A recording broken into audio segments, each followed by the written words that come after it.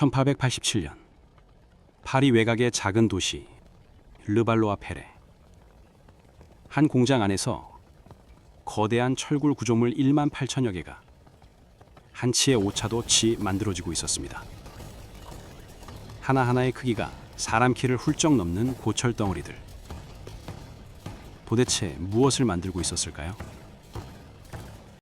프랑스는 영국의 콧대를 꺾고 프랑스 혁명 100주년을 기념하기 위해 대담한 결정을 내립니다.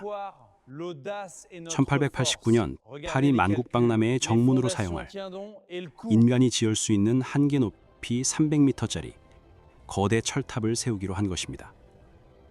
인류가 한 번도 도전하지 못한 높이의 거대한 탑. 바로 에펠탑입니다.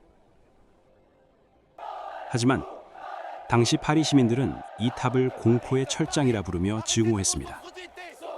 초고층 크레인도 없었고 현대식 기술도 없던 140년 전, 인간들은 어떻게 300m가 넘는 거대한 철탑을 세웠을까요?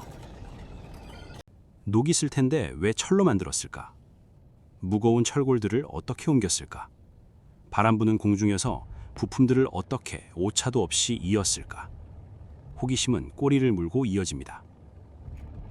놀랍게도 건설 현장에는 용접기도 용광로도 전혀 없었습니다. 구스타프 에펠은 오차 없이 기산된 1만 8천 개의 철골 부품을 공장에서 미리 만들고 이동이 쉽도록 3m 이하로 쪼갰습니다. 이 조각들을 증기기관차와 마차로 나르며 현장에서는 오직 조립만 하는 물류의 기적을 선보였습니다. 이 무거운 철판들을 이은 방식은 리벳 기술이었습니다.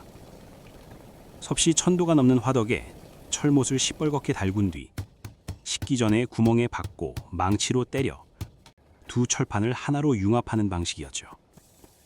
여기에 사용된 철못의 개수만 무려 250만 개. 구조물을 꼭대기까지 올리는 방법도 독창적이었습니다. 에펠은 탑의 몸통을 타고 함께 기어 올라가는 특수 추적 크레인을 발명했습니다. 크레인이 자기가 딛고설 다음 발판을 스스로 들어 올린 뒤 그것을 딛고 다시 꼭대기까지 기어 올라간 것입니다. 그렇다면 140년이 지난 지금 녹슬어 부서졌어야 할 에펠탑은 어떻게 버티고 있을까요? 에펠이 제안한 방식 그대로 7년에 한 번씩 탑 전체에 60톤의 페인트를 새로 칠하는 대공사를 합니다. 전문 도색공들이 줄에 매달려 오직 손붓으로만 모든 구석을 칠하며 탑의 생명을 연장하고 있습니다. 더더욱 흥미로운 사실이 있습니다. 에펠탑 사업은 설계자의 에펠의 개인 사업이었습니다. 공사비의 70%를 사재와 대출로 마련했으며 그 대신 20년간 입장권 권한을 챙겼는데 개장하자마자 대박이 났습니다. 단 1년 만에 투자금을 전부 회수하고 떼돈을 벌었습니다. 모두가 저주했던 고찰은 2년 2개월 만에 당시로선 기적적으로 낮은 인명피해만으로 완벽하게 우뚝 섰습니다. 사실 에펠탑은 박람회 후 철거될 20년짜리 임시 가설물이었습니다. 하지만 기적적으로 무선 송신 안테나라는 새 임무를 맡아 철거를 면했고 마침내 오늘날 세계가 사랑하는 에펠탑으로 이어지게 되었습니다. 에펠탑은 단순한 낭만의 장소가 아닙니다.